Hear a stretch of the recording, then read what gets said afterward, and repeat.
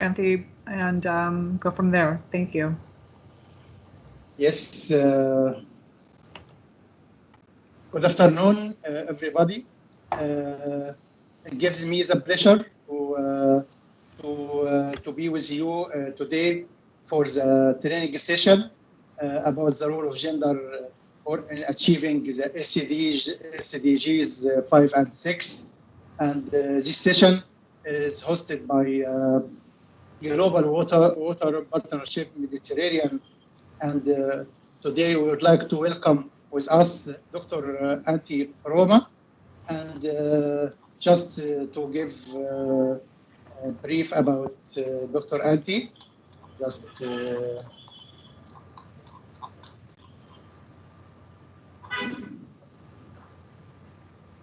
yes, Dr. Antti is the Deputy Regional Coordinator, Team Leader on Governance, Sustainable Financing and Diversity Global Water Partnership Mediterranean.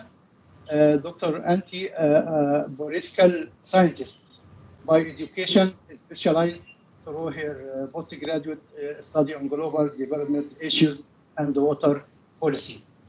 And today, in our sessions, we'll have just a brief introduction about the session, and then we have a presentation by Dr. Antti, and then just Dr. Antti, she is going to give a speech about why the gender transformative approach for water scarcity and investment in Africa.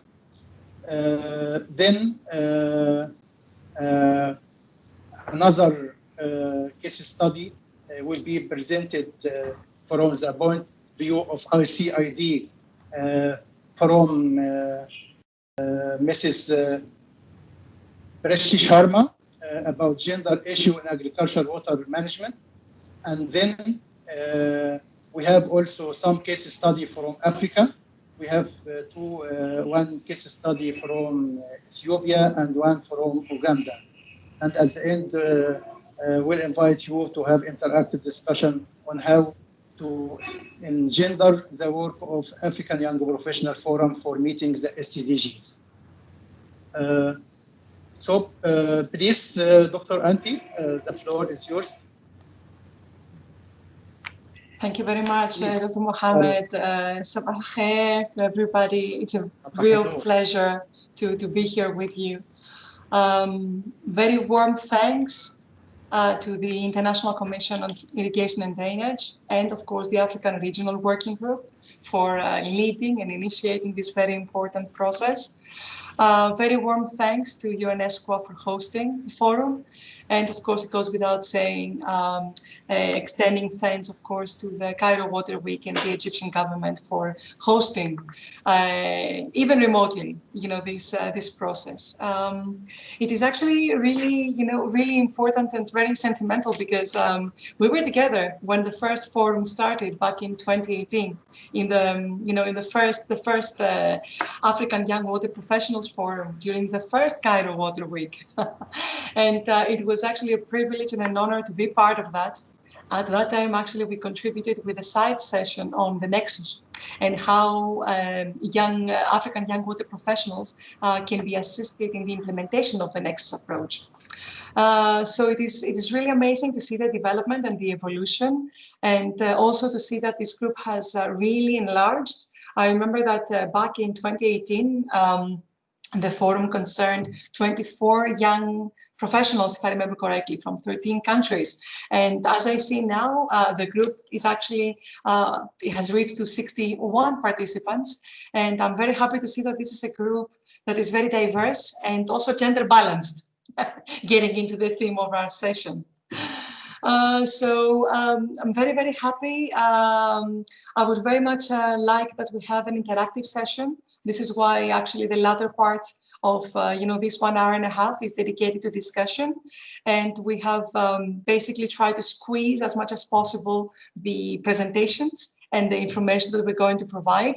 The presentations are going to be available for all of you afterwards, so feel free to consult, get back to us, of course, and if there are any further clarifications, I'm more than happy to assist. I don't know, Mohammed, would you like us to go directly to the first presentation? How do you normally do the sessions?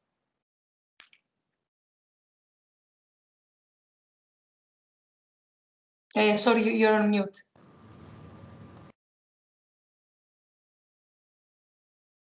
I think if you are ready with your presentation, you can start. Of course. Okay, sure. Let me share my my screen.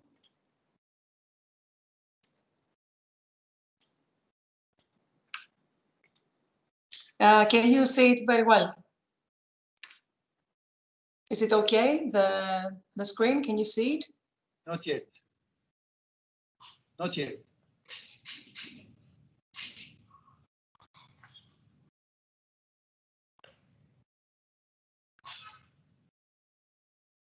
Is it okay now? Yes. Okay. Yes, it is nice. okay now. All right, good, good. So let us begin then. Actually, I had a bit of difficulty, when initially I was hoping to share with you some of the first, the approach and some of the first findings of an ongoing line of work that we do concerning this GTA, the gender transformative approach for water in the case of Africa. But then I thought maybe to also provide a little bit of information and share with you some highlights that I find quite interesting. Yes. So what I would like us to do is, talk a little bit about the gender, why all this fuss about gender, get a little bit into the gender transformative approach and what is this gender ladder as we normally refer to, and then very briefly share with you some activities, which is basically a way of responding to the challenge through action. You probably know, but in case you don't know about the Global Water Partnership, our vision is to achieve a water secure world. It is, allow me to say just two things about the organization. We are an action-oriented global network, so extending all over the globe, working together with more than 3,000 partners, institutions that is, not individuals, in 178 countries. And working also through our regional water partnerships, one of which is covering the Mediterranean. You can see over here the circle, the countries that we cover. And of course, there are other regional water partnerships in Eastern Africa, Western Africa, Central Africa, and Southern Africa, when referring to the African continent. We are actually amidst the implementation of our new strategy that started this year. So through this triptych of we act, we learn, we mobilize, which is going around, one feeding the other, we are very much hoping to take small steps in order to cause and provoke smaller shifts and eventually assist with system change. Because after analysis and looking through what has happened in the past, there has been this realization that the water crisis needs attention and coordinated action in order to change the systems. So in our, very, very briefly, that in our strategy, we do have 3 anchor areas. You can see them here. So one of them is water solutions for the SDGs. The other one is on climate resilience through water. And the last one on transboundary water cooperation. Very important and relevant to what we're discussing today. Mobilization of youth, engaging the private sector and working towards gender equality are horizontal issues that underpin all the lines of work that we do. There are dedicated publications, there is a dedicated strategy on gender, a dedicated strategy on youth engagement. These are followed and implemented across the network, so at global level. Let me not, provide too much information over here. just to share with you some of the thematic agendas we've been covering, for all these years since our establishment as the Mediterranean Regional Partnership. So you can see several issues, and obviously, gender and youth are part of them.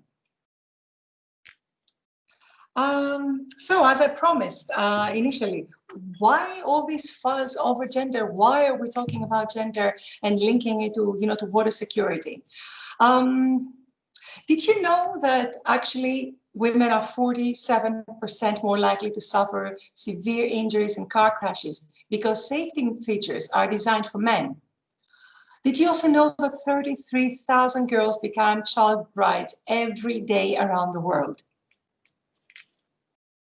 Did you know that only 6 countries give women equal legal work rights as men? And unfortunately, 22% of artificial intelligence professionals are women, and it could be down actually to lack of confidence, as a study of students at Cornell University found.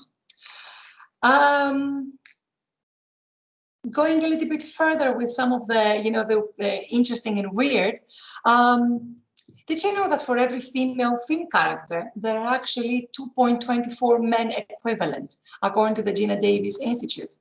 And also, across the 106 countries that were covered since the first edition of the World Economic Forum Global Gender Gap Report, the biggest gap to close are in the economic and political empowerment dimensions, and these will take 202 and 107 years to close respectively.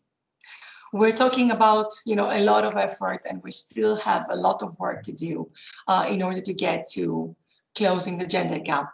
Getting a little bit closer to our discussion on gender and water, and if I'm allowed to say a little bit more of the conventional and usual images that go around, let us just stay here in this incredible figure of 40 billion hours spent by women in rural parts of Africa in order to collect water.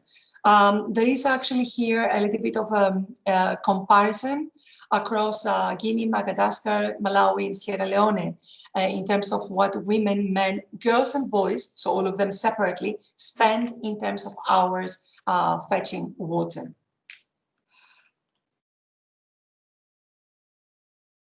No, let me continue.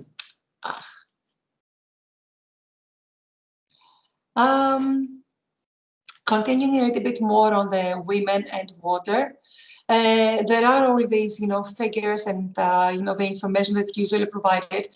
I have to be very honest with you. I'm not particularly a fan of presenting this kind of information only, so that there is not, this instant association when talking about women and water with ladies in the African continent carrying water on their head, particularly also carrying, children at their backs. But it is impressive, what kind of effort is required, and usually this is, recorded, and what it does to women. There are a few websites as well that I'm providing in case, some of us would like to check, some of the figures or, utilize some of this information. It is also interesting to notice that in many places in the world, women's land rights are not recognized, and they're usually unable to access water for agricultural uses. And some of the statistics or some of the findings that on average women work twice as long as men for unpaid work. This is what we normally do within the house than our male counterparts.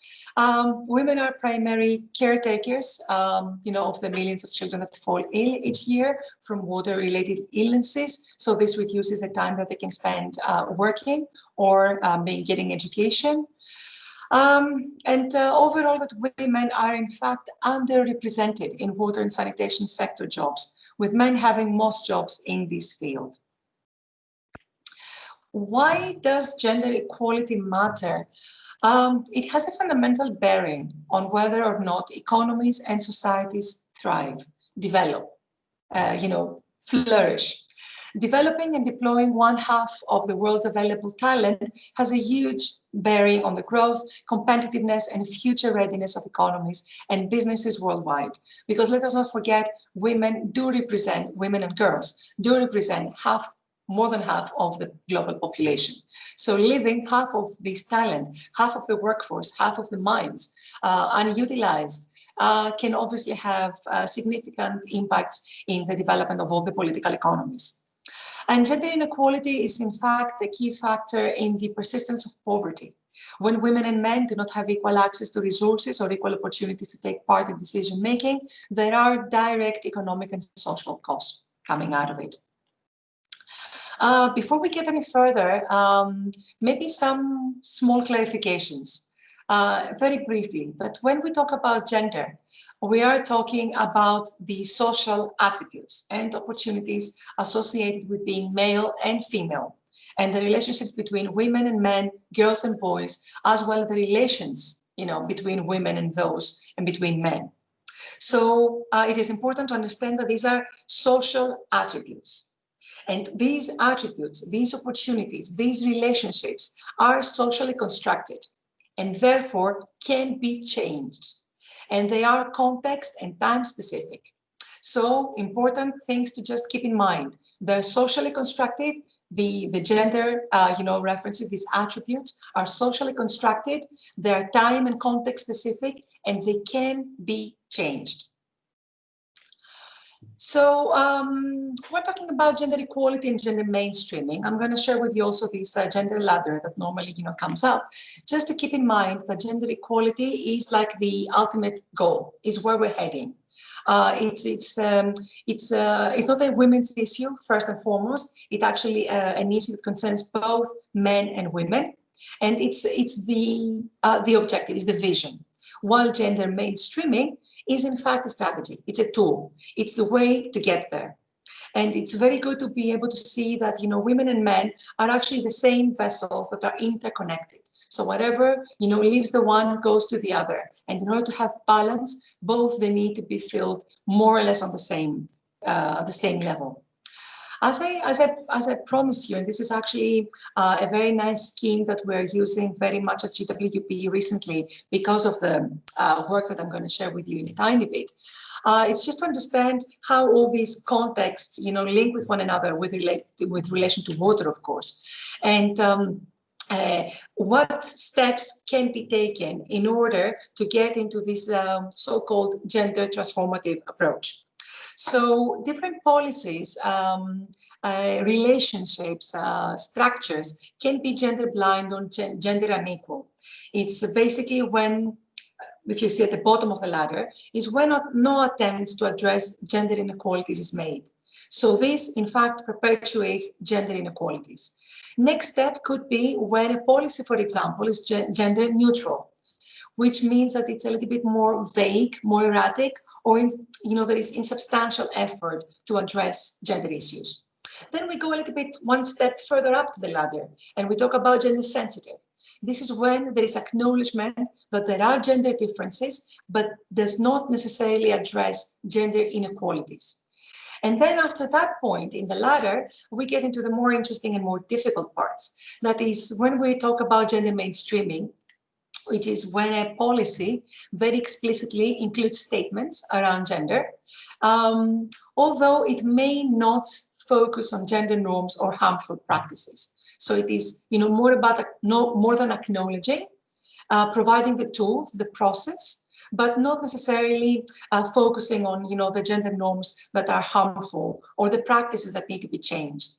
And last, we're getting into the gender transformative at the top of the ladder, which addresses the underlying causes of gender-based inequalities and transforms harmful gender norms, roles, and relationships. And this is the way, climbing up the ladder, getting towards gender equality.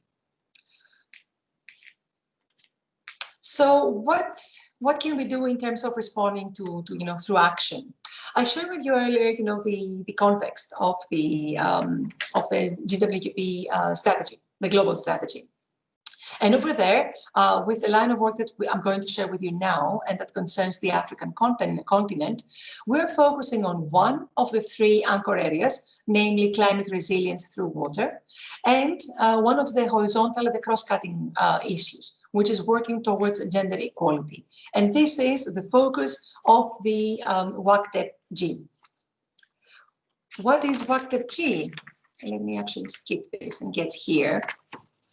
It is one of the programs of the African Investment Program. Very, very brief background maybe for your own benefit, because perhaps there is relevance, interest in your own country contexts. That back in February 2019, the Governing Council of the African Ministers' Council on Water, AMCOW, adopted a decision to transform Africa's water investment outlook through increased partnerships and implementation of the African Investment Program. In response to this minister's decision, the GWP African Coordination Unit and partners developed the African Investment Program, which is like, imagine like a large-scale program in support of investments in water infrastructure in Africa, in order to accelerate the preparation of climate-resilient water investments. The goal of the overall of the African Investment Program is to transform and improve the investment outlook for water security and sustainable sanitation for a prosperous, peaceful, and equitable society. There are three subcomponents of this overarching program, one of which is WACTEP-G. WACTEP stands for Water, Climate, and Development Program. G stands for Gender. There was a previous WACTEP, the one that I'm circling over here, that actually ran in the continent from 2010 almost until 2019. And it covered the water, climate, and development interlinkages. And among the findings was, unsurprisingly, that water resources management and water investments are key for adaptation. And gender equality is critical for sustainable climate resilience building, while future programs, they need to contribute to addressing gender inequalities in water security and climate resilience. So after concluding the first phase, this WACTEP program, and acknowledging that the gender element was very important but was not addressed, the decision was, in fact, to get into, deeper to understanding what are the linkages, what are the root causes and the barriers, especially given that climate disasters occur when extreme climatic events interact with vulnerable social, economic, and environmental conditions, leading to severe alterations in normal functioning of a community or a society. Basically, linking together extreme climatic events, vulnerable groups, and how the one can actually influence the other, or the one can prevent the other. And getting a little bit further into the vulnerability and, recognizing the type of the groups that are mostly affected, and having women actually firmly within that, an adaptation approach would actually call for acknowledging the gender differences and being able to adapt to it through a theory of change. So when you have, this analysis of vulnerability with, the natural resources base, the institutions, and the information and technology, and if you add to that more information and also how it can interact, how all these can interact with, the different groups, and particularly from the gender lens, then the outcomes and the impact can be even more significant. So we get into this WACTEP-G, so into the previous program that I mentioned, there was the G aspect added to it, which is about gender. In order to do what exactly? Well, this is actually a 6-year program, in fact, from 2020, so this year, until 2025, with the overall objective to transform gender inequalities, please keep that, gender inequalities at scale, and promote gender transformative planning, decision-making, and institutional development for climate-resilient water investments in Africa. Nice and complicated, right? Well, you can see over here actually the structure of the project, so that's even more complicated. But what I would like us to stay with is that this is a project that is building on work that was done before on water, climate, and development.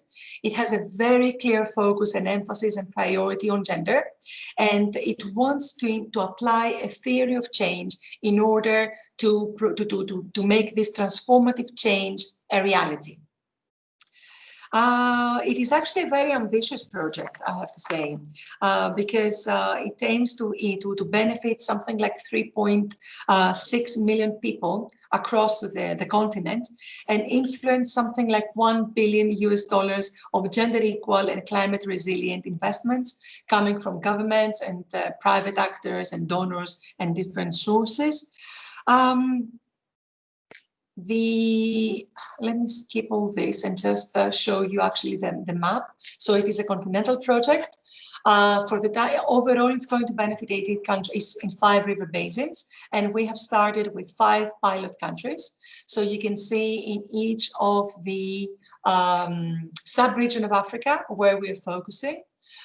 From our side as GWP Med, the work that we do concerns Tunisia and the Northwestern Sahara Aquifer System. This is the aquifer system shared among Libya, Algeria, and Tunisia. And the work has started in Tunisia, in fact, at the national level with a very detailed and thorough gender analysis, identifying the gaps and the barriers.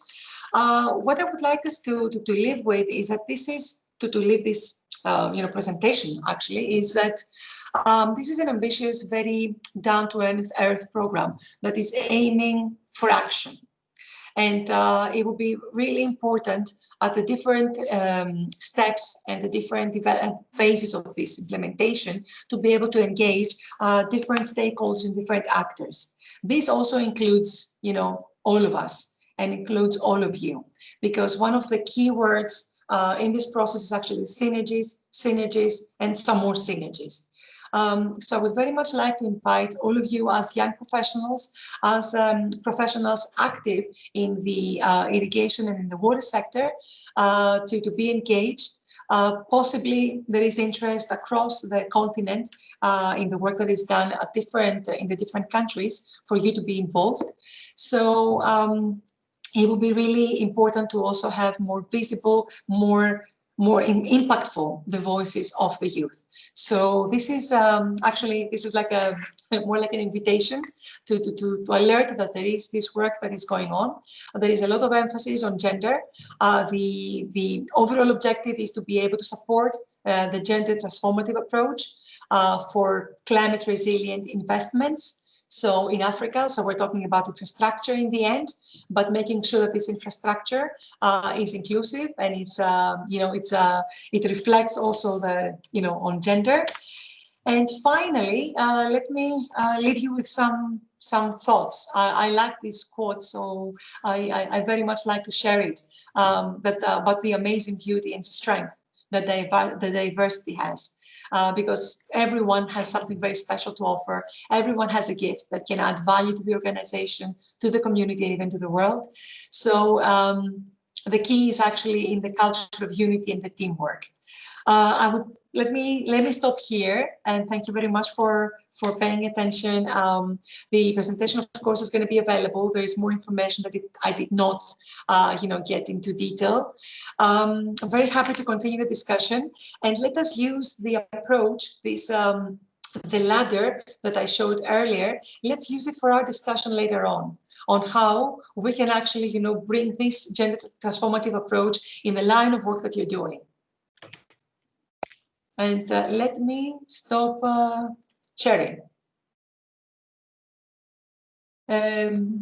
Mohammed, thank you. I think I've stopped sharing, so the floor is open and available.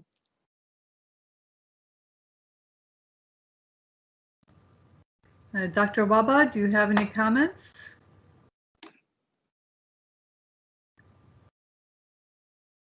And it seems there are any questions for participants? No, but we had foreseen actually going through both the presentation that I had and also by Ms. Sharma. and then to take some questions if there are any for clarifications. Very well, and of course we have the discussions following, which will bring some more insight. Definitely, definitely. So no, thank you very much. Well, the floor is yours, Ms. Sharma. Ms. Sharma, please. Hi. Is it okay? Yeah. Okay. Yeah, thank you so much, Dr. Baba, Dr. Anthi, for your presentation. It was really, really, really good. And I think you've covered a lot of points that I was going to mention in my presentation. So I'm going to make mine a little bit shorter. Is it okay if I turn off my camera during the presentation because I have a little lower bandwidth? Okay. There's no problem. Perfect. Let me just share my screen with you.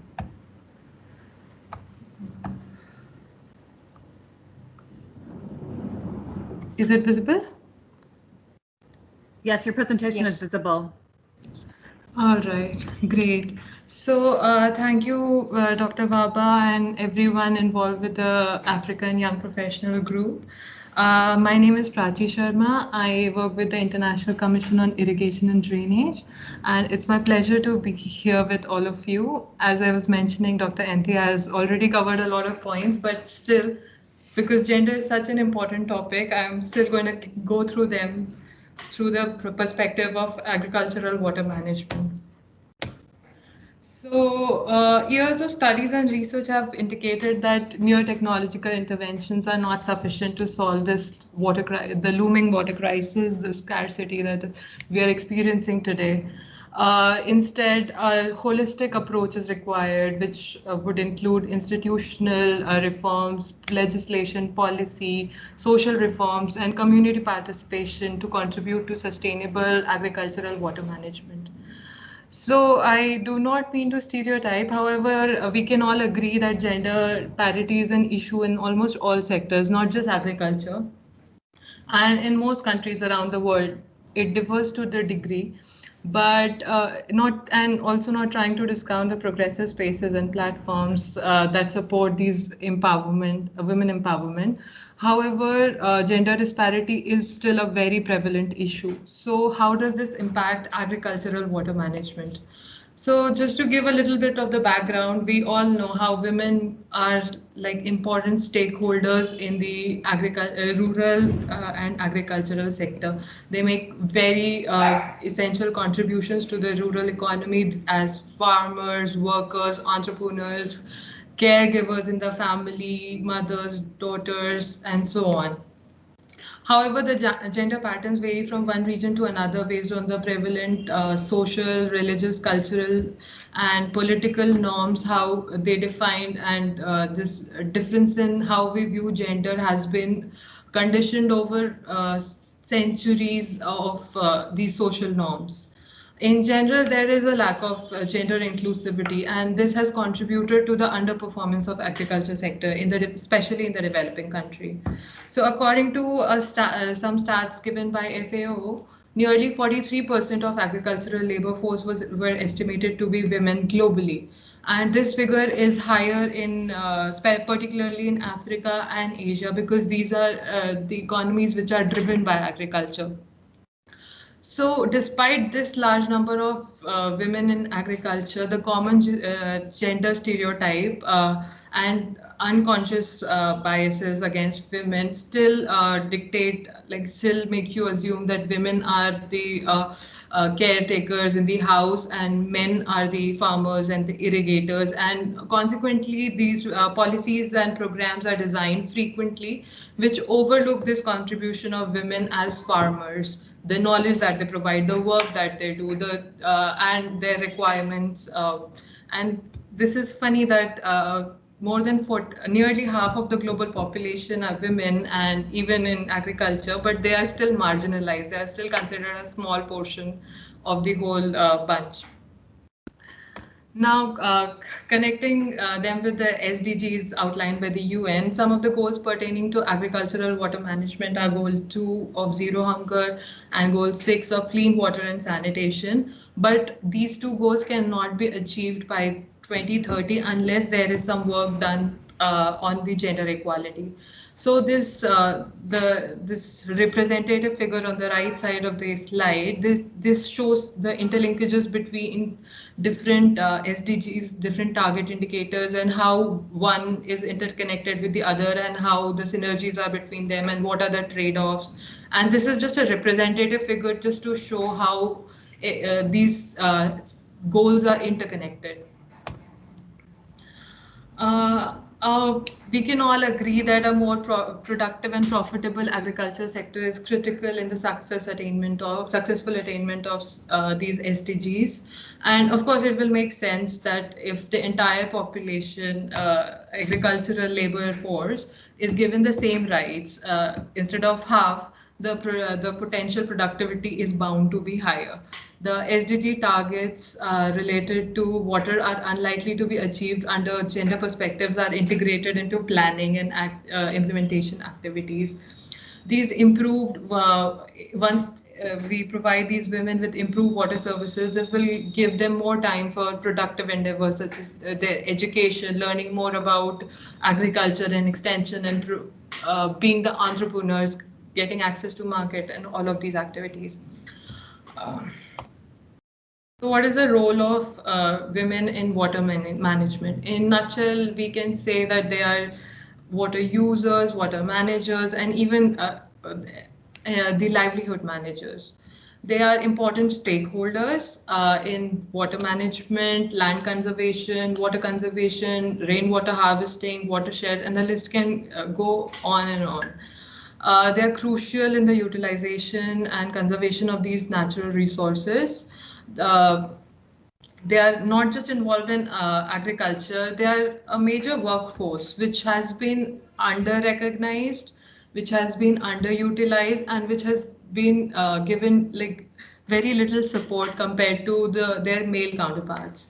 They contribute to food security through their work, knowledge, and various things such as, knowledge about crop production, local biodiversity, soils, local water resources, all these things that this huge potential has been untapped or very little made use of. So they also assume the role of men when they migrate to cities or they are not able to take care of the farms. So these women are like superwomen. Now addressing asymmetric gender roles in agriculture, despite, again, I mentioned this fact is so important that despite the fact that such a large number of women are employed in agriculture, the gender division of labor and cultural norms in the society creates this huge gender gap where water-related powers and rights are allotted to men, and the women carry the burden of water-related responsibilities such as carrying water, like fetching water, as was mentioned in Dr. Anthy's presentation, and the opportunities that these men are provided with that enables them to work to their maximum potential compared to women. They are often working twice as hard as men because they are taking care of the house, they are taking care of farms, they are taking care of their own vegetable backyard, and so many activities. Even statistics suggest that women are more dispensable when employed in agriculture compared to men. Even when women are in waged employment, they are more likely to be in part-time, seasonal, or low-paying jobs. Gender-specific responsibilities, ownerships, and rights are different for men and women. However, policies generally do not consider this distinction between men and women. Following this patriarchal structure in most of the communities around the world, the natural choice of leader for anything, to head any sort of cooperative, whether smallest level or at the highest level, the natural choice becomes men. And due to these restrictions posed by social norms, cultural restrictions, and these women often are restricted to move from their place in search of better economic opportunities, like income generation opportunities. The women are involved in very little in the decision making, in the irrigation, drainage planning, and so on. Due to this was a very interesting case study that I had read, that due to unequal access of productive resources and services, some studies had observed that there was a gap in the crop yields, which unjustly and that people used as a reason that women are lesser productive. However, there are many more studies which suggest that if given the same amount of resources, women are at most equally productive. They are usually more productive in some cases. So bridging this gender yield gap will definitely boost global food security.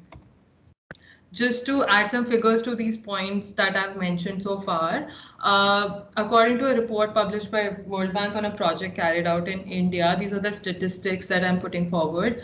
Around 75% of rural women are working as farmers, and these women are producing 80% of food in India. Compared to that, you can just see the amount of land that they own is less than 13%. So right there, you can see the difference in the amount of resources that they have and the amount of work that they are giving. Their wages were also 69% of male wages. So similarly, on the right side of the slide, you can see a representative map of the percentages of female employed in agriculture. In most of the Asian and African countries, more than 50% of the labor force employed in agriculture is female. This is quite a substantial amount.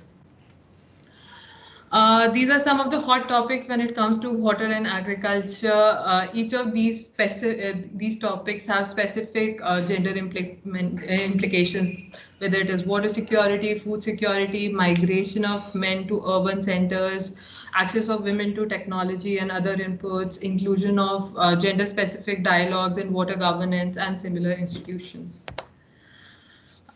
Some of the limitations I have listed over here that women face. They are underrepresented in decision making, whether it's at the household level, it's at the community level, it's at the state level, it's at the national level. If you see the statistics, women at top of the policy making level, they just occupy less than 6% of seats. Again, they don't have the same rights as men. They don't have sufficient, adequate access to education, agricultural information, assets, land and water resources, inputs such as fertilizers, and training and extension services, and overall to rural employment. Also, they don't have because they don't have lands. They can't use that land as collaterals to get credit from the banks, and so on and so forth. It becomes a vicious circle where they are very structured. They are very marginalized in every way possible. There is a gender division of labor. Like there'll be segregation based on gender. Women will be deemed appropriate for jobs with lesser skills, lower payments, lesser chances for career advancement, they'll be lower in the hierarchical ladder. They'll have less access to economic opportunities, less participation in irrigation management training, lesser access to agricultural market, poor collaboration opportunities, and this list goes on and on. Now, to put some numbers to the points that I had mentioned so far, these are some of the graphs, statistics published by FAO. In all these graphs, whether it's the share of lands, wages, access to markets, access to agricultural inputs, personal assets, rural working hours, working conditions, and talk about anything, you can see very clearly that women are at the disadvantage compared to men. Recognizing gender sensitivity. Probably I'll correct my slide after seeing the ladder presented by Dr. Anthi. Women play a central role in the provision of management and safeguarding of water.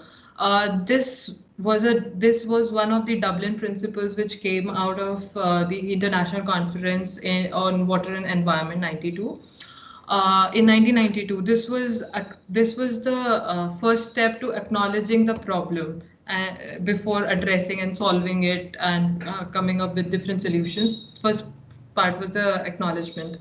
So this Dublin principle states that women are so central to the water security issue. Since then, there have been several attempts and several different organizations, different institutions which have put gender at the heart of their agenda. So this is my last slide. To end on this note, I would like to say integrating gender equality as an essential component in the agricultural water management will cater to higher water security. According to estimates, if we bridge these gender gaps, there will be millions and millions of people, hundreds and hundreds of millions of people, which will receive more more food and better lives, and lives of meanwhile livelihoods of these women will improve. However, to bring about a change of this massive magnitude, the changes that are required at the top institutional level, almost half of the agricultural labor force is being marginalized. The overall perception of women needs to be changed and uplifted in the society, not just to improve agricultural water management, but in other sectors as well. This gender balance structure in policy making bodies needs to be the constitutional obligations. This is a very funny statistic that I was made aware of recently, that in India, it is in the constitution, it is recognized that women need to be 33% of seats need to be reserved for women in the parliament. However, if you see, they are recognizing the problem that women are not represented. However, they don't address the issue that 50% of the seats should be provided to women by 33%. So at the constitutional level, these policies, dialogues need to be held, they need to be questioned, there needs to be targeted stakeholder interventions. Gender equality and women's rights should be promoted through gender mainstreaming at each institutional level, and these wage gaps need to be reduced. Education is so important for these women to not just to pursue agriculture as a career, to even pursue other off-farm activities and become these entrepreneurs. And to promote women empowerment through group formation, access to credit, providing them access to market, to extension services, enabling their instituting programs for building capacities of these women, especially who are dealing with agricultural water management. Combating gender-based violence and protecting and supporting these victims, implementation and governance support to promote gender-based equitable development, and support developing ecosystems for these women that facilitate women entrepreneurs. So in addition to this, sex disaggregated data is also needed to fill these gaps in knowledge and improve policy making decisions. In the end, I would like to say it is not just enough to create more jobs for these women. The quality or decency of those jobs also matters. We need an entire paradigm shift in which we redefine the images of women and their capabilities, and we can achieve so much more. Thank you so much. I would like to end here. Thank you very much, Ms. Sharma. Thank you. This has been very rich and extremely interesting. I can see that, so many complementarities, and, I very much like in favor very much this paradigm shift approach, because actually we are talking about the behavioral change. Completely. I feel like there are a lot of technological interventions that you can introduce, but if you don't consider the entire workforce, you cannot achieve your full potential, is what I would like to say in the end. No. It's quite impressive actually. In the work that we're doing under WACTG in Tunisia, so just also to bring it within the continent. And although there is this very high emancipation drive in Tunisia and very high rate of education contribution in several sectors, the country ranking 63 out of 162 in the 2019 Gender Inequality Index. So doing very well overall. However, there are significant vulnerabilities that remain in women in rural areas, particularly, where they are something like 30% of the labor force. In rural areas, it's actually the 70% of the labor force in agriculture, and still they have little access to land resources. And the main reason for that is actually the hereditary law that was not possible to change it. That does not recognize the right of women to have equal shares in in land as their male siblings. So the holistic approach is a very, very timely and good. It's an essential actually approach.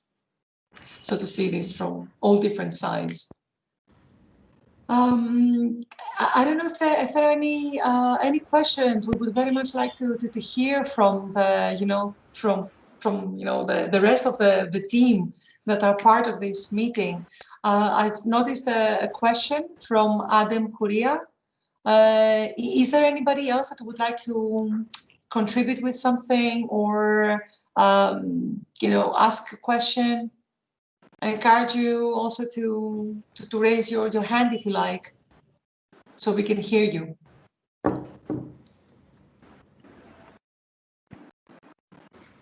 Is there anybody who would like to take the floor? Would you like to raise your hand?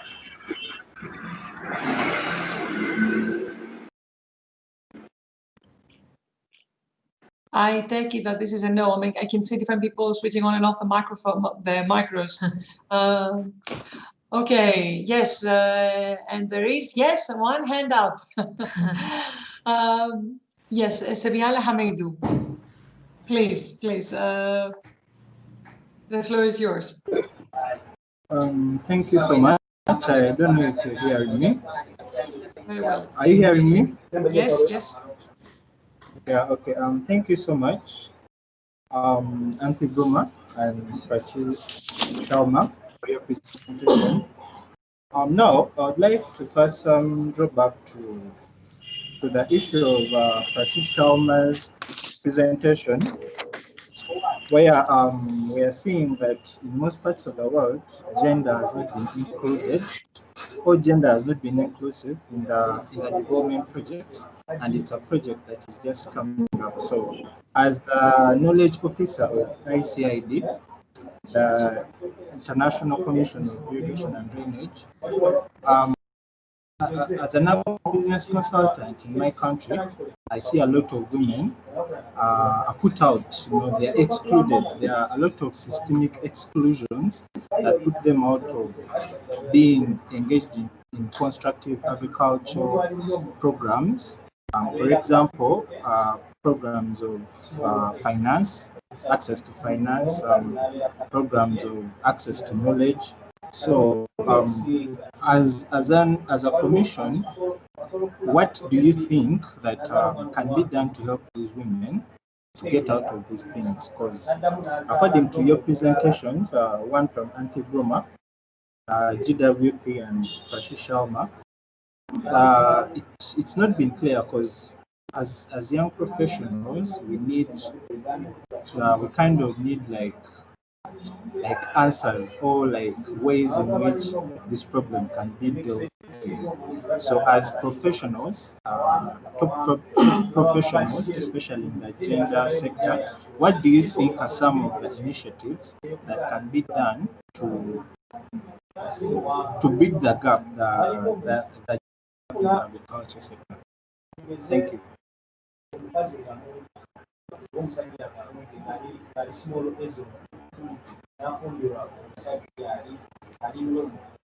Yeah, I'm done. You can take the floor.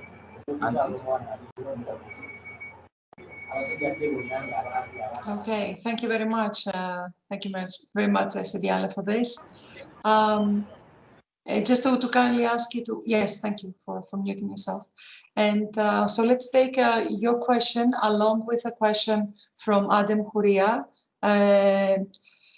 The question, as I see it here in the chat, is managing water affairs in this sustainable way encourage poor communities to invest in improving the exploitation of natural resources. Prashay, would you like to give it a try to both questions? Would you like me to start? How would you prefer?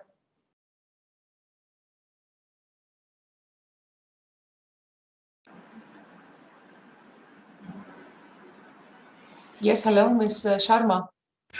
Yes, hi. Would you like to start, or would you like me to start? Sorry, you're on mute. Let me try to unmute you.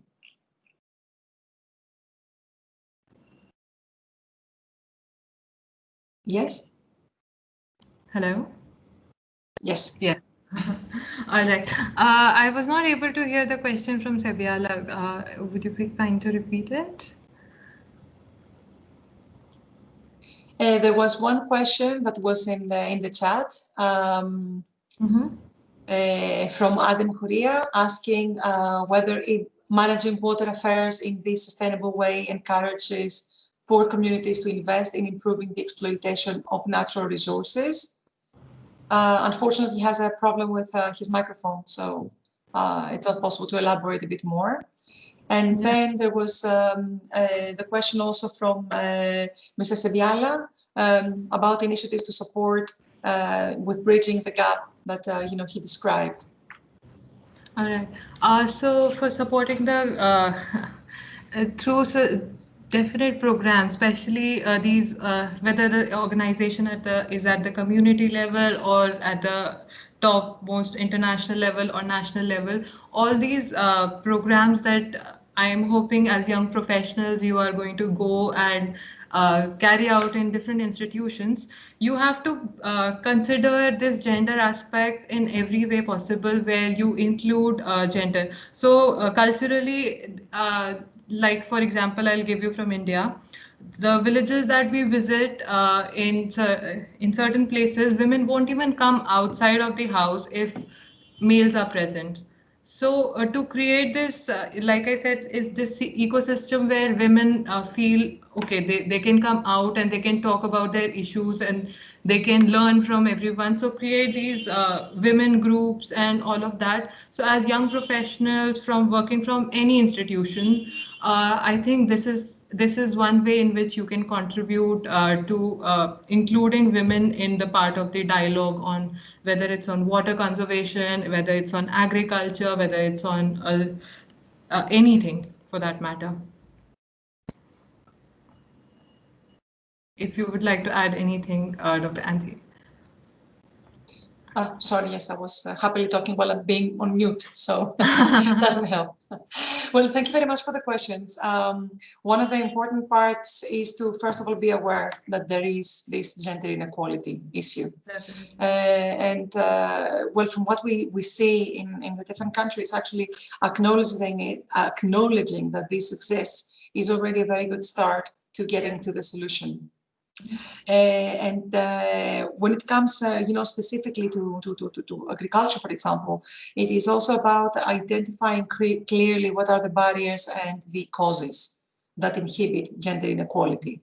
Because when you identify this, you can also find the response or the intervention that is needed in order to overcome these barriers. Initiatives to support and bridge the gap, they need to be multi-level, actually. The one has to do with, the women themselves in order for them to change the perception. Because what we have often found is that the women are the ones that are holding themselves back by not having self-confidence or not believing that they can do, or, obviously not having access to opportunities is a major thing. you do when you do have the opportunity. So there is one level that has to do with, the people.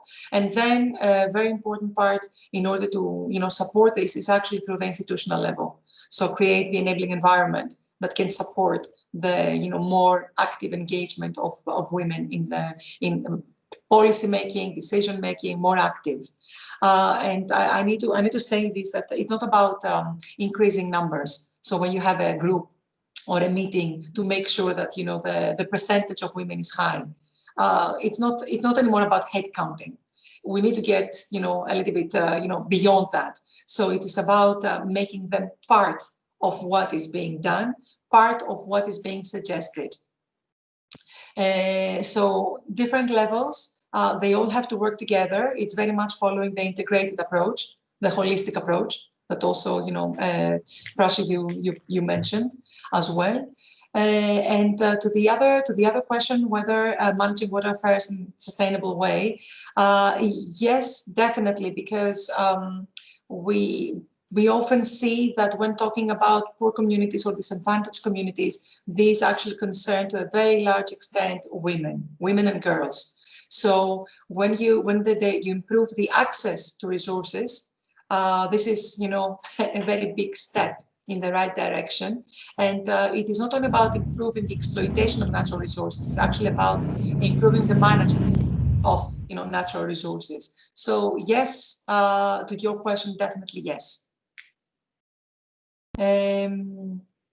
Also, one more point I would just like to include there, that education is very important, and women are systematically not included in education or being made to drop out of education, which is more often the case.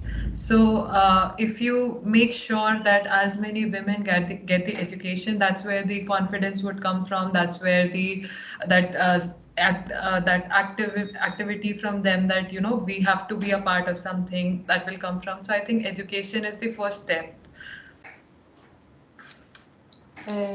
No, definitely. The role of education cannot be stressed enough. Last question, and we need to go into our young professionals making the presentations. Coming from Chataine Juma, I'm very sorry if I'm mispronouncing, my apologies for this. Asking that in Africa, the main limits for women implication in agriculture and water sectors are mainly of religious, cultural, and conjugal obligations. So based on that, I would like to know what are different ways that women can deal with these limits from their own level in their family and local communities. Thank you for the question. Would you like to start, Rashi? Sure.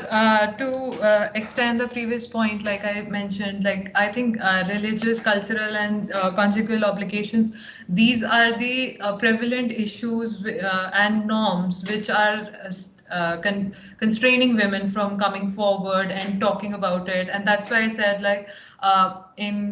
where the examples that I saw, where women were not even comfortable coming out, and in India, women in really rural area will cover their head till here, so you can't even see them. So that's where their confidence just goes down. So if you want to start some change from your level, so you can go around spreading this awareness, like Dr. Anthea has also mentioned, and I had also mentioned in our presentation, understanding what is the problem and making people around you aware of their bias. There are conscious biases that people differentiate, people discriminate against women, but there are also unconscious biases where people don't even understand that they are discriminating. So making people aware of the problems is the first step, and then you bring about change in the community by gathering these women together into groups where one person's voice might not be heard, but collective voice might be heard. So I think that could be the first step, if you would like to add more. Yes, thank you very much. Well, the only thing that maybe I can add is a way to deal with that is actually to different levels. The first is to create the opportunities. So this has to do with the enabling environment. So that has to be reflected in the legislative framework, it has to be reflected in the way that the agricultural policy is structured. We're talking about specifically, the question on. And then there is there are many different tactics actually implemented in different parts of the world, where you have organizations or functions organized only by women for women. So the interaction would only be with females, which is actually extremely important. There are so many examples. I mean, what actually was quite striking was this education of female plumbers in Jordan. Maybe you've heard of it, in rural areas, where you have a lady plumbers coming to the house, which actually solves the problem for several women, because obviously they wouldn't be able to open the door otherwise and get men into their house. So creating structures by women for women, with all the the connotations that come with it, is actually a good way to at least start things in places, as you say, in Africa, where there are limits for women's involvement, women's presence. So there are ways around it. It's just a matter of capacitating. So getting back to the point about education and skills. Yes. I'm very aware of the time, and I would very much like, if possible, to ask Ms. Sina Fakesh, Girma Walder, and Mr. Sabiala Hamidou, whom we heard before, to come forth and please share with us your case studies from, I take it that they are from Ethiopia and Uganda respectively. So let's start with Ms. Sina Fakesh, if possible. Thank you. And we'll come back to the questions later on. I can see I can see the arms raised. Thank you. Okay. I'm sorry, may I interject? Prashi, if you could stop sharing your content, please. Thank you. Oh, I'm so sorry. Let me. How do I stop it? Oh, you stopped it now, so we are seeing the next presentation come up now. All right, perfect. I'm so sorry. Can you see my presentation now? Yep. Okay. Yes.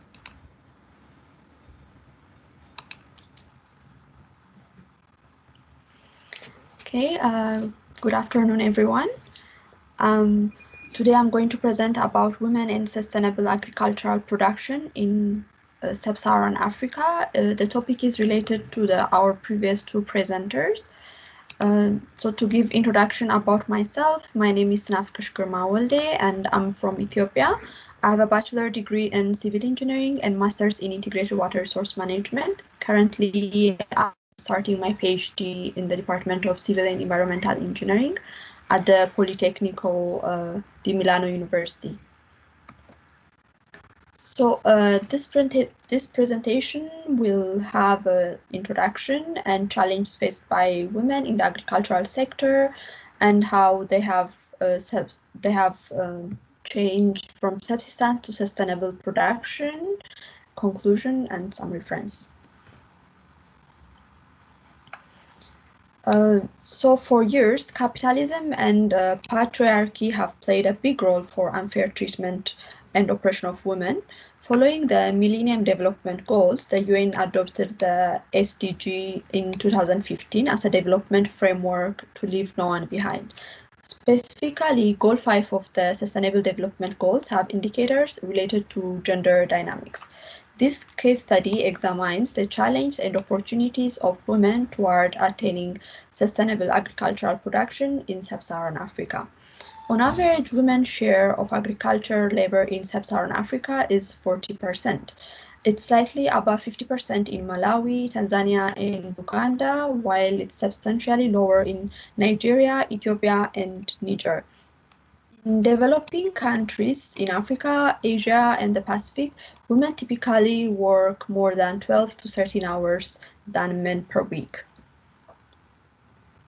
So some of the challenges that are faced by women is there is a big gender gap in agriculture that will require action. And there are the main three fronts. And the first front is women's right to land ownership. In most sub-Saharan countries, women rarely own land. Instead, they get access through their man relatives, husband, brother, or father. This arrangement leaves them very vulnerable in case of death, divorce, or if the owner changes their mind. The second front is lack of equal access to finance and agricultural input, such as better seeds, fertilizers, mechanical equipment, and agricultural extension services that would connect them with information about improved agricultural practices. So studies have shown that women are less likely to benefit from financial services in countries like Kenya, Malawi, Sierra Leone, Zambia, and Zimbabwe. The last front is the lack of authority to manage the crops they produce and the income they generate. So in agriculture in sub-Saharan Africa is 2 to 4 times effective to reduce poverty. When women get the opportunity to manage their own farms, they will have the chance to reinvest 90% of their earnings back into their household, supporting their families and the future of securing the future of their children. So far, different governments have been taking different measures to secure sustainable production in the agriculture. And so we'll have a look at some examples. And so the first example is joint land registration introduced by Ethiopia. The ownership certificate of the land will include the name of the husband and the wife information, formalizing women's right to the land. The second example is from a development agency promoting conservation agricultural practice in the form of sustainable intensification of maize legume systems. Maize is an important staple crop in East Africa, and it provides food and income security to millions of smallholder farmers in Ethiopia, Kenya, Malawi, Mozambique, Rwanda, Tanzania, and Uganda. The agency provides high-yielding, stress-resilient improved seed and other farming innovations to these farmers, giving special focus on empowering women. The third example is from Niger Delta in Nigeria, where women constitute 75% of farming population. While working as smallholder farmers and suppliers of labor, their possibility in agriculture appear to be hindered by cultural norms. The Global Memorandum of Understanding agricultural project and program is improving opportunity for women through dissemination of agricultural information. Also, African women are also helping each other with a growing number of women organizations such as microfinance group, working to improve access to financial services, new technologies, and information. So I will conclude this presentation with the words of expert who has been directly working on the issue for many years. The First Lady of Burkina Faso said that I make urgent appeal to grant women access to 4 major fronts of production, as we have discussed earlier: land, agricultural input and equipment, financial resources, agricultural infrastructures. In this way, we will address the challenge of hunger and poverty that have a feminine face all over the world. The director of World Food Programme has also said that it's only through empowering women farmers that we can unlock the power of global food system. Supporting them is essential in creating resilience, building stronger businesses, and advancing food security in the long term.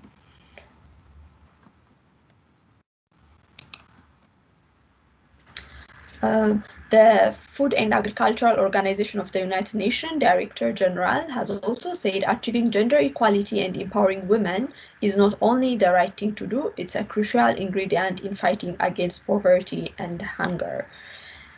The United Nations Women Programme Director said closing the gender gap in agriculture can provide multiple development dividends, including gender equality for rural women, food security, poverty reduction, improved climate management, and peaceful societies. Last but not least, the president of IFAD said that it's not enough for our work to include women. It must empower women economically, socially, politically. Poor rural women deserve more money, more status, and more decision-making power, both at home and in the community. With this in hand, they can drive sustainable transformational change in our communities.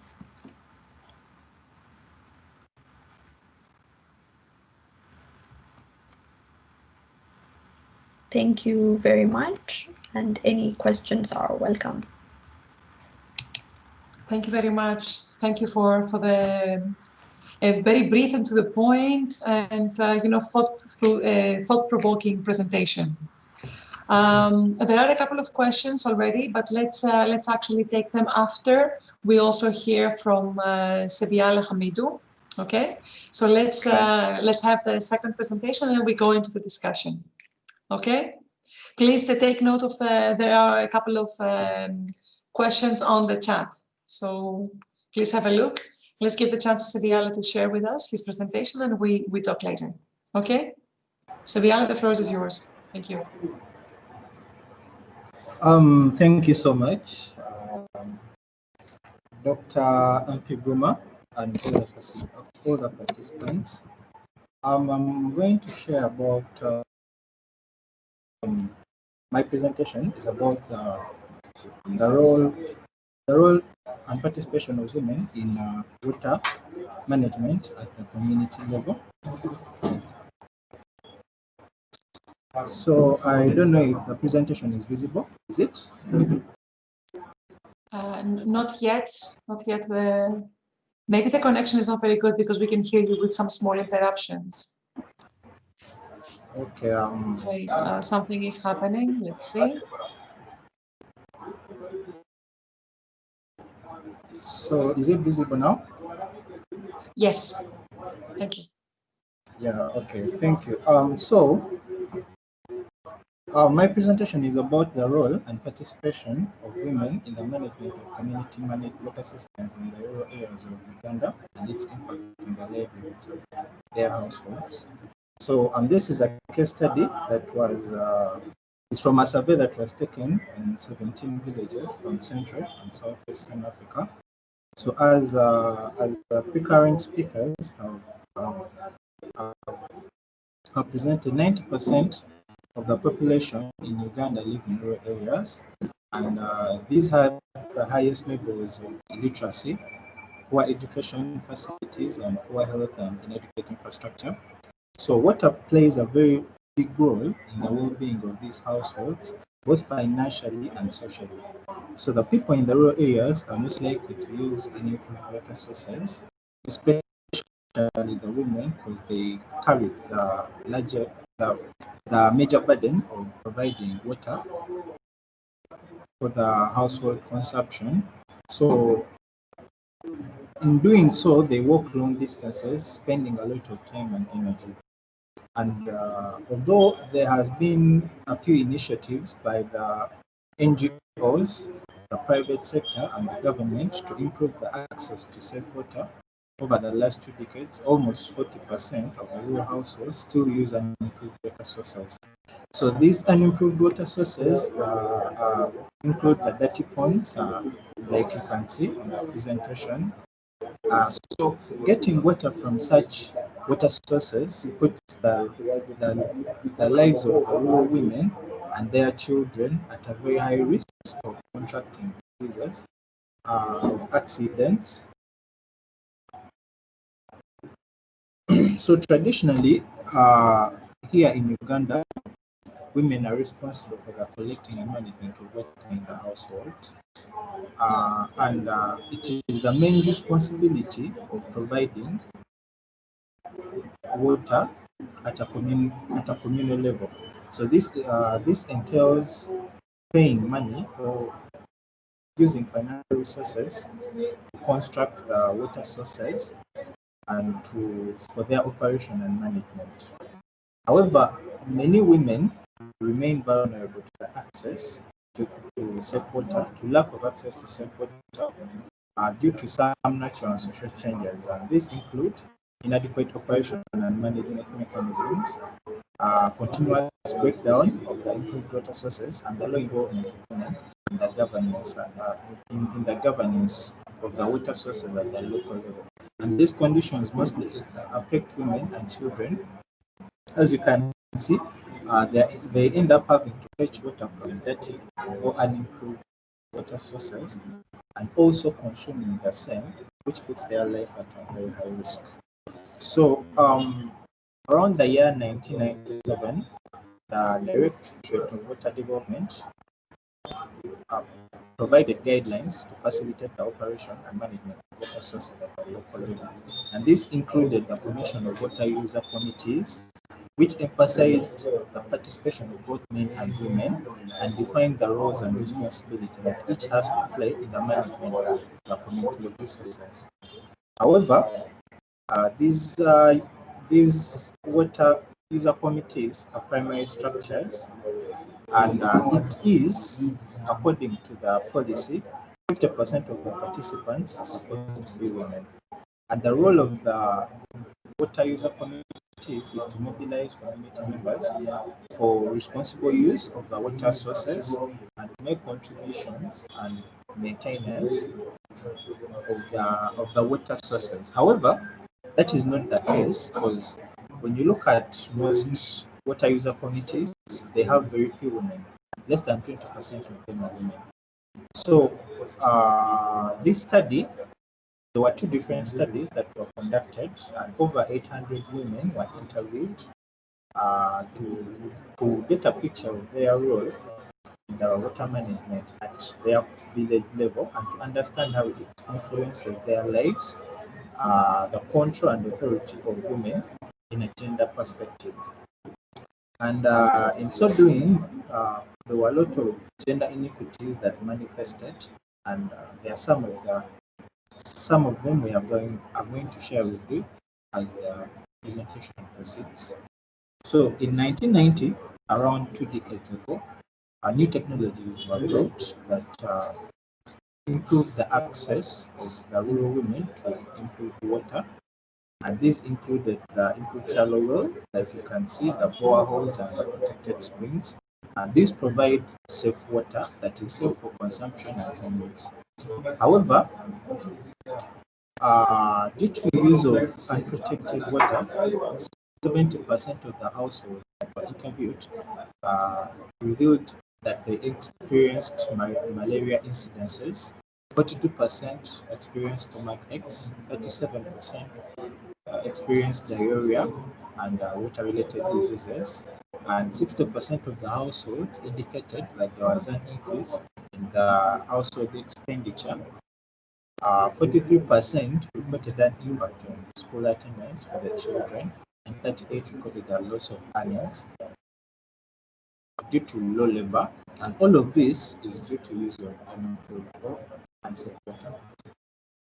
So it is no doubt that access to safe water improves physical and mental health and reduces the prevalence of water-related diseases in the rural community. So the role and participation of women is the maintenance and the water resources. The maintenance of water resources is supposed to be a shared responsibility, and government has shown support for gender mainstreaming in the management, like Day2 national water policy that led to the construction of the water user committees. Men are responsible for ensuring water availability for the community by digging wells and building pumps, and the women are responsible for ensuring water availability in the households. The formally constituted local council, which is the political the political structure at the village level, together with the water user committees, have the responsibility of mediating access of water to the community. However, most of them are gender insensitive.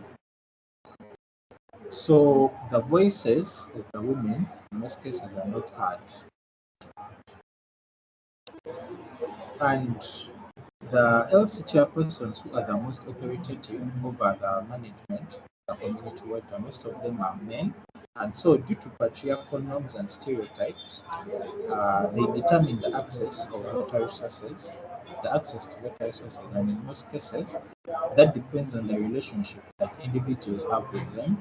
And in most cases, the women are left out because they are financially and socially incapacitated.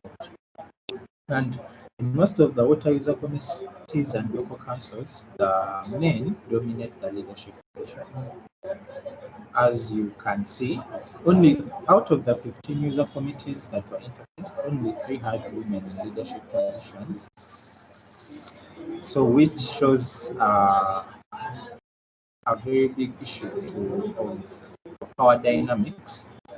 And for 2 of them, the women presence on the water user committee was more symbolic than functional. And even though the women maintained their positions, they gradually became inactive and they were not included in the decision making. And most of the men were reluctant to participate in the water user committees, and which led to women being the most active, the most to participate the most, and even in the meetings, the few men that showed up dominated the discussions. So despite commanding the discussions in the meeting, men rarely acted on the issues related to water management, which put the burden back to the women.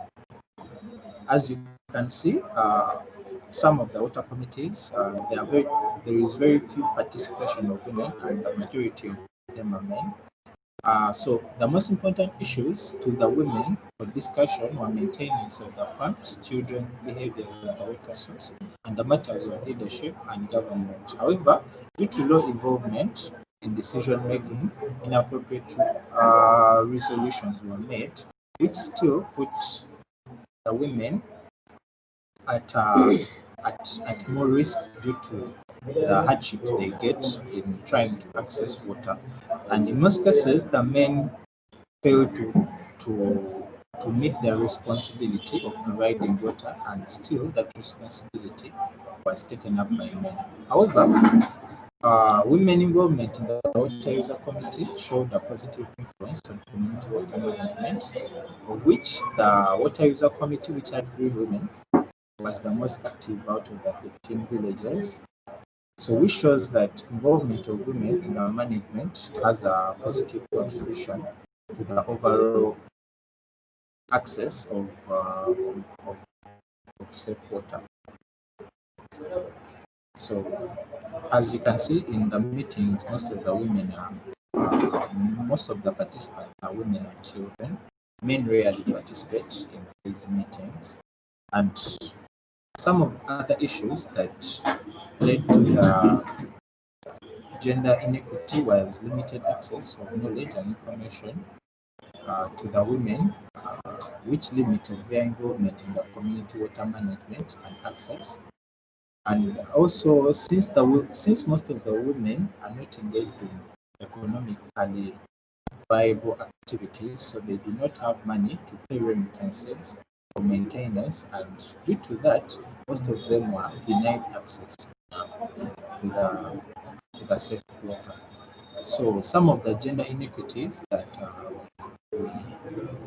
we found out in the case study were that male or men dominated the decision-making processes, so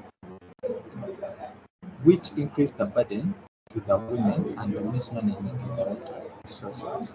And then the limited power relation of the women due to a small number of women in leadership positions, and this was steered by patriarchal norms, stereotypes, and cultural biases, which promoted male dominance, and this tended to limit the participation and contribution of women towards the operation and the management of the communal water sources.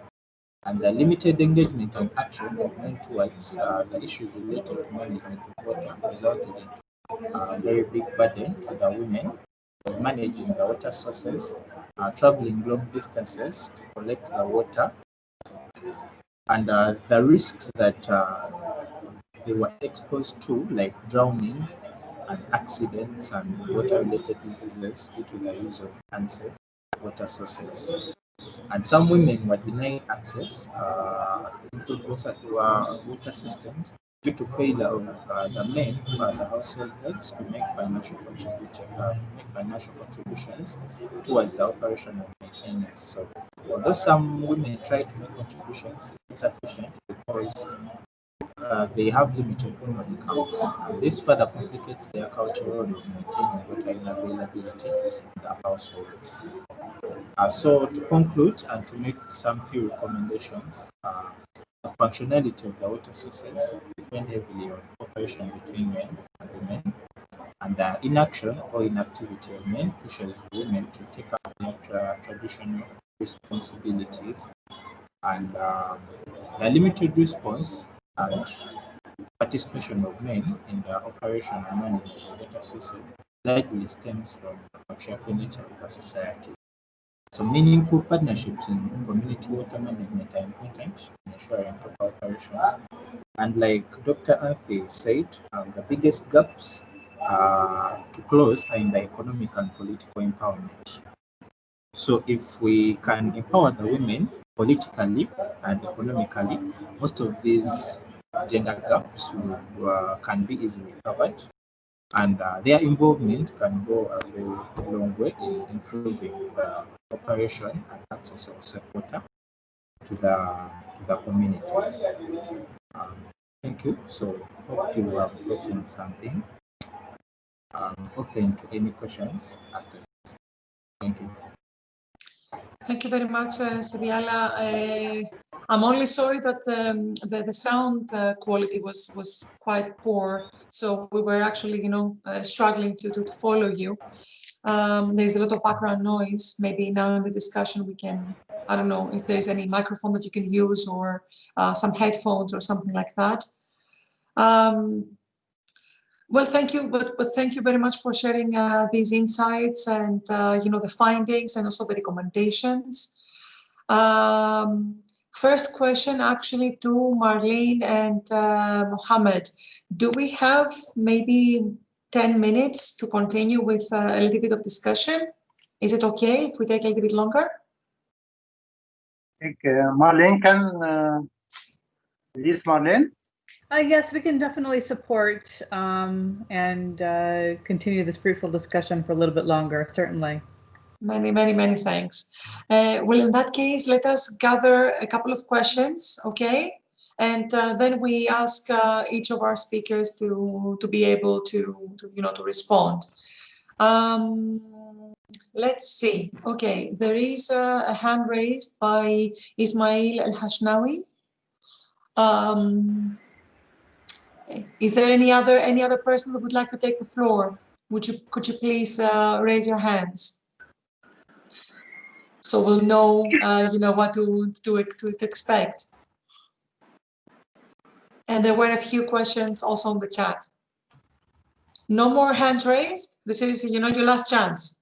1, 2, okay, 3, done. Okay, Ismail, the floor is yours. Let us hear you.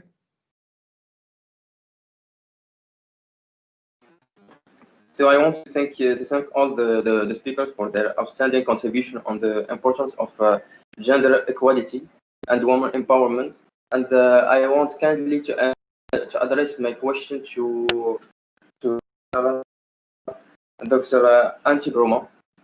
So don't you think that representation of women in the legislative power can be the most important element to ensure gender equality?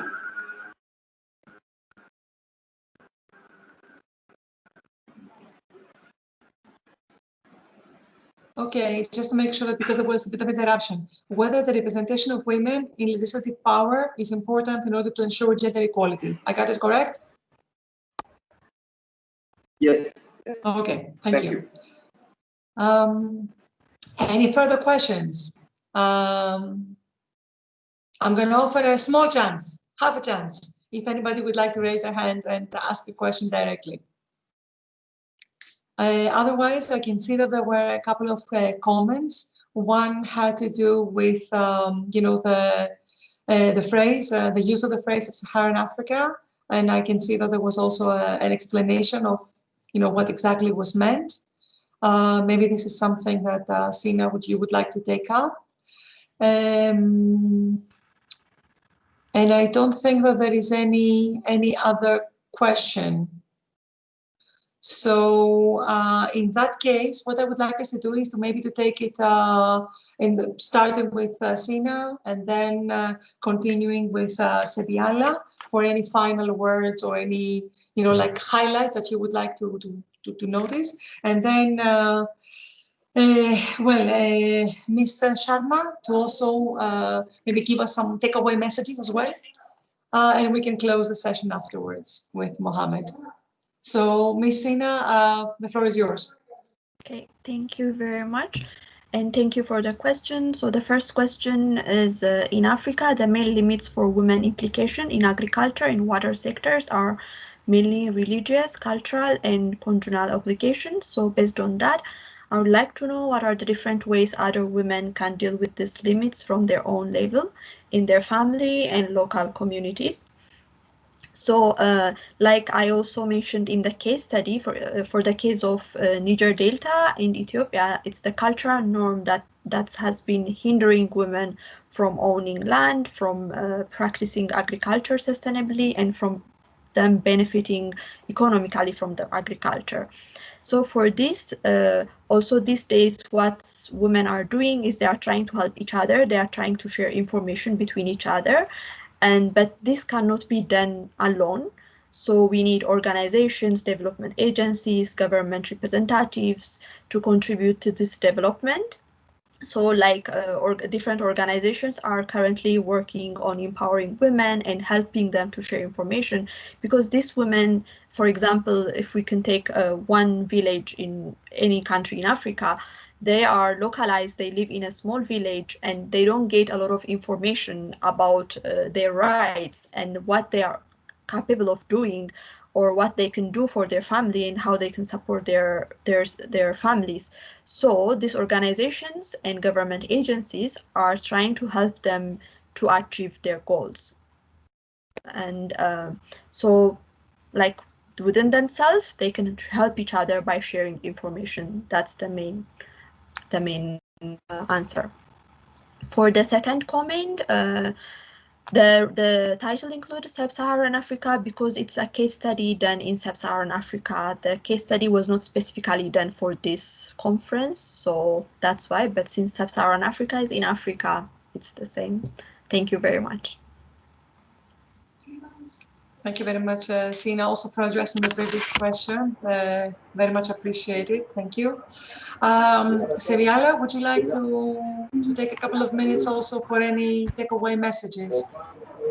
Yeah, thank you. I hope now I'm clear. The voice quality is clear than it was the other time. I'm having a little bit of network issues, but I hope it's okay.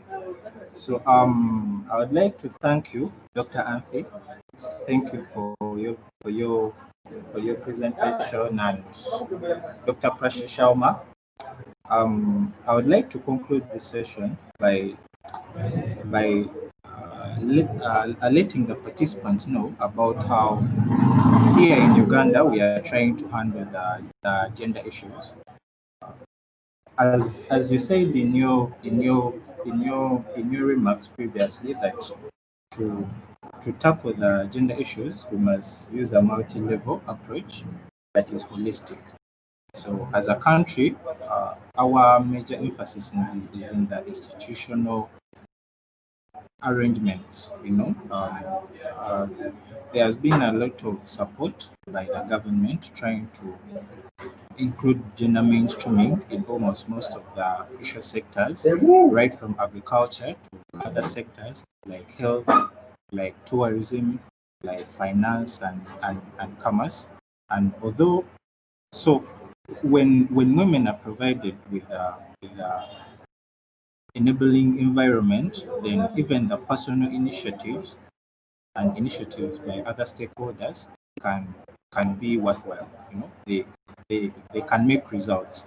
But for as long as there is no enabling environment, even when the initiatives are made by community players or individuals, although I cannot rule out the importance of individual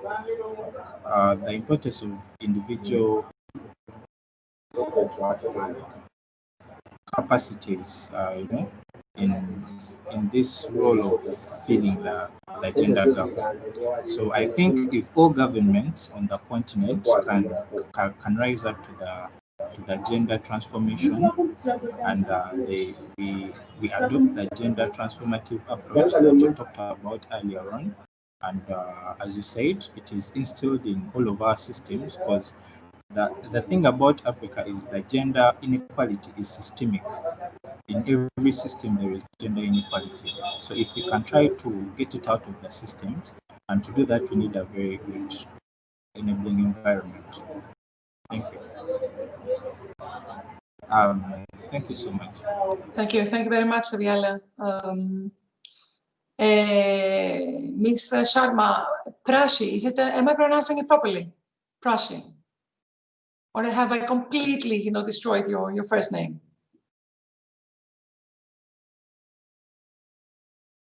Sorry, you're on mute. It's Prachi. Prachi, okay. Yes. Sorry, yes, no, I was struggling, so no. Prachi, please. No, it's fine. Thank you so much. Thank you, Dr. Vaba and Dr. Anthi, to allow me to be a part of this very enriching session. If I have to just conclude it in one line, I would like to say gender issues are very real and we all have witnessed them. So no matter which level you are in, whether you're not working, you're just in the house, you have a sister, you are working in the community, you're working in an educational institution, you're working with the policymakers, anywhere, just uplift women. Just remember this part that women are not treated equal everywhere. So just do this extra bit and then you will see a considerable change in the society. And agricultural water management, because that is the topic. All right. Thank you. Thank you very much, Prashi. Thank you. Very quickly, just to respond to Ismail's question, yes, it would it would no doubt and without a second thought make a big difference to increase the representation of women in legislative power structures. Not only there, actually, in all structures. First of all, because when you actually increase the percentages of male-female participation in whatever body or actor or structure you're talking about, you're actually increasing the productivity. There have been researches that have shown that when you have 50% teams in companies, actually the productivity doubles. So this is something to consider. What I would like to do is, if you don't mind, just to close with, sorry, just this slide here, because I like very much what Siriala said about gender inequalities being actually a systemic issue. So we actually needed systems change.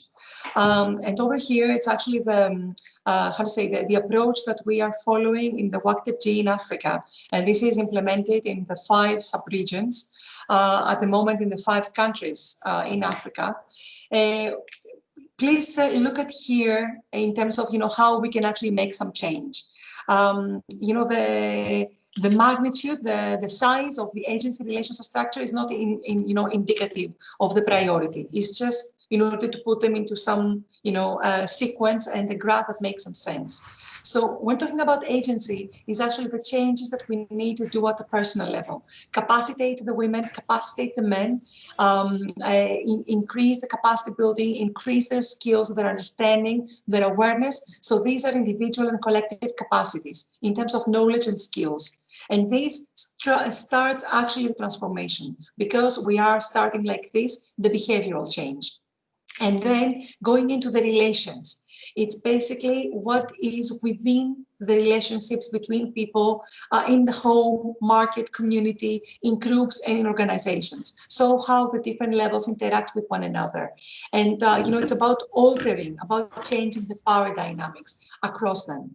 And then it's about influencing structures. This is the enabling environment. These are the policies. These are the practices. These are the resources and the flows. So it is quite important to be able to, to address these things simultaneously. So it is a multi-level, multi-angle process, and it is a process. It requires effort, and it is very important to have tailor-made solutions for women. So what we said before about, women creating for women or providing for women, this is important in the different contexts and also in the African context. So we need to respect this, that, there are limitations. Or tailoring financial microcredit systems only for women. These exist in different parts of the world, in different parts of the MENA region as well, where at least I'm working in.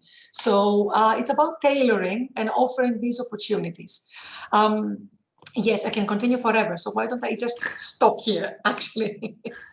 Allow me to thank you warmly. Thank you for the enriching presentations and also for the questions. Dr. Mohammed, I understand that we can have the presentations available, right? On on a web link, and I'll be very happy to also include them in the GWP Med website. And I don't know, to the next one, and face to face. So thank you warmly. Mohammed, the floor, to you to close. Thank you very much. I see today was very successful session, and really all the presentation case study are very interesting, and it highlights how the importance of the role of gender in achieving the SDGs. And at the end, we all agree still there is a gap, and by engaging and empowering gender, we can achieve more. And also, I take this opportunity to take some part from Ms. Sharma, as when we give the same resources to gender, we can achieve double. This is very important. And at the same time, from us, as you mentioned, Dr. Anti, we have to work all together to empower and to do more for the role of gender. And from our side, I see also we have to do more for the capacity building for gender. And all of us, we can take it in our consideration. And of course, no time today for more discussion. And I would like to invite you all to send to us what do we need or do you need from us to do for gender, and we'll take it in our consideration for future events and future training session and so on. Thank you all. I wish you all the best. Thank you. Thank you. Thank you very much. Bye, everybody. Bye. Bye. Thank you very much, Marlene, for the support.